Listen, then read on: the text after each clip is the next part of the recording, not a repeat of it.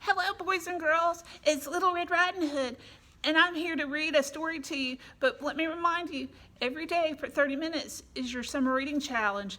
That we want you to do is stop and read. So put down those games and pick up a book and read. And you can count listening to me as part of it also.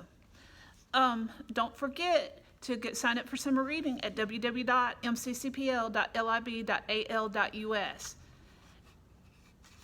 And if you have any issues with it, call 334-625-4844. The ladies and gentlemen there at Elida Regional Library are so anxious and happy and very helpful. They'll help you in any way they can.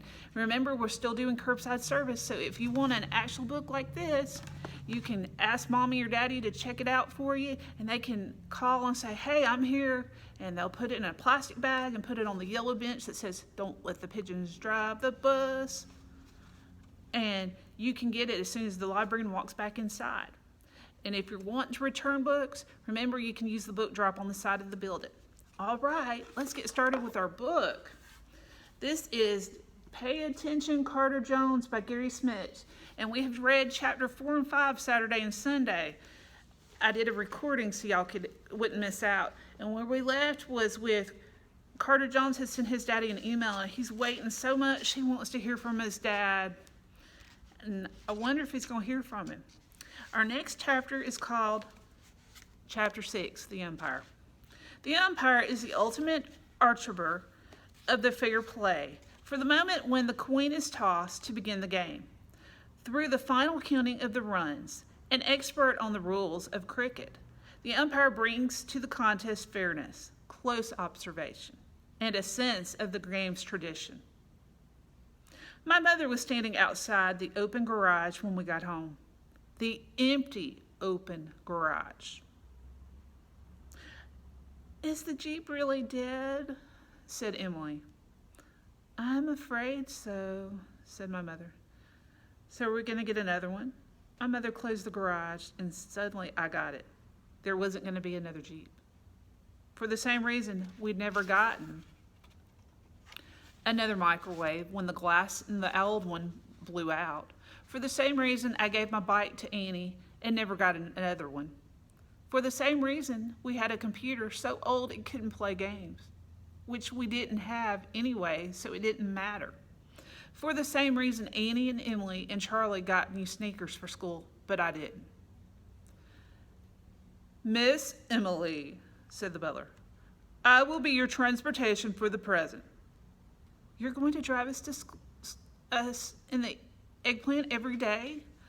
I will drive you in the Bentley every day, Miss Emily, until such time as young Master Jones has his own license. You know how much it stinks to begin the first week of 6th grade with sneakers for middle of 5th grade. You know how much tread they have left? Carter can't drive, said Emily. The butler raised one eyebrow. It really stinks.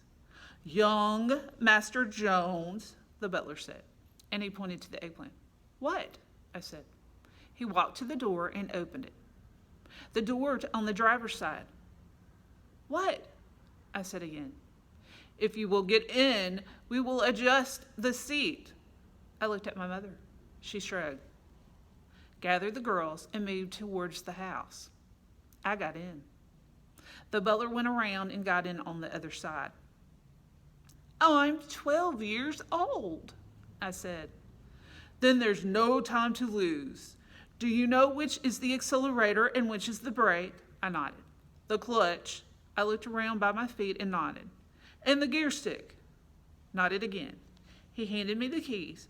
You begin by engaging the ignition. He pointed. That key inserted there. I inserted it. Now turn and release as soon as the ignition has caught. I did, and the eggplant thrummed beneath me. Okay, so this didn't stink. This was pretty cool. Emily, Charlie, and Annie had reached the front step. My mother had her arms around them.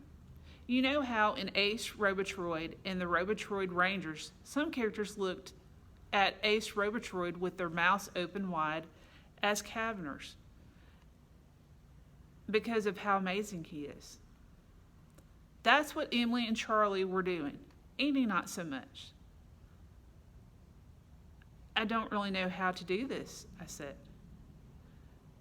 You are getting ready to put the Bentley in R for reverse, I said. Excellent. Put your left hand on the gear stick. I did. The butler put his hand over mine. Press down on the clutch. I pressed down. And now put the gear stick into reverse. I did. And using your right foot, gently press down on the accelerator and gently lift your foot off the clutch until you feel the engine bite. I pressed down on the accelerator and lifted my foot off and felt the engine bite. We shall discuss the meaning of the word gently another time. Now, release the handbrake. I did. And I felt the eggplant purr in the readiness. It was so cool. Look back over your left shoulder. Good. Now lift up slightly on the clutch. Again. Press down slightly on the accelerator. Hold the wheel quite straight. I did, and the eggplant rolled back along the driveway with the smooth power of a planet in its orbit. If you continue turning in that direction, young Master Jones, you will reposition the row of hostess. Thank you. Exactly right. That you should relieve your mother's mind considerably. We passed the row of hostess. And you will be mindful of the black walnut tree at the end of the drive. I was mindful of the black walnut at the end of the drive. Engage the brake, please, said the butler. I did. Well done. Shall we do it properly and take the Bentley once around the block? He said. I nodded. Back out into the road, please. Wait to turn. Wait. Now, young Mr. Jones. Nicely done. Straighten the wheel, and there you have it. Prepare to change gear. And then press down lightly upon the accelerator. And I did have it. And I did prepare to change gear. And I did change. And okay, so the eggplant stalled, but I started it again, and I pressed down lightly on the accelerator. And the eggplant rolled forward.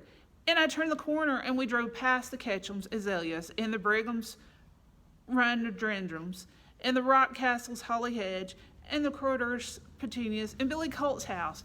You can't believe how much I wanted Billy Colt to be outside to see me, but he wasn't. And around the next corner, the eggplant thrumming and purring beneath me, and sometimes the butler's hand on mine to help me with the steering, but mostly not. And when we got home, the girls and my mother were all standing on the front stoop with Ned, still watching like in Ace Robotroid and the Robotroid Rangers, even Ned. We stopped in the driveway since my mother had closed the garage door. I put the eggplant into neutral. I turned off the ignition. I took out the keys and handed them to the butler. We got out.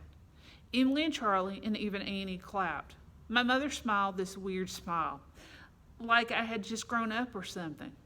Talk about rights. Even Ned was pretty excited, and you already know what happened when Ned gets excited. Well done, young Master Carter. Very well done indeed. It is such a cool car. Your grandfather would have agreed, though his dictation might have differed. When it was clear he would no longer have need of it, he himself arranged to have it shipped across the ocean for you. One of the last tasks he was able to complete. Wait, for me? The Bentley is yours, young Master Carter. I have it used until you come of age. When's that? On the day you celebrate your 18th birthday. That's like 1,000,000 years from now. Actually, it's nothing like 1,000,000 years from now. It is a short 6 years from now. And in the meantime, there is enough to occupy you that hardly requires a Bentley. As, for example, Ned's deposit. Or, even more pressing, the elimination of the use of like as an adverb from your vocabulary. I took care of Ned's deposit, and after that I took Ned for a walk around the block, and he calmed down after he pooped by Billy Colt's driveway. But I didn't calm down. Not for a whole long while. I drove the eggplant. I drove the eggplant. I really drove the eggplant. I really drove the eggplant, which I would own once I came of age. And when I got back to the house, I said to the butler, "Thanks, Mr. Bowles Fitzpatrick. Are you sure it isn't 16? The butler smiled a little and said, "Quite sure, young Master Carter.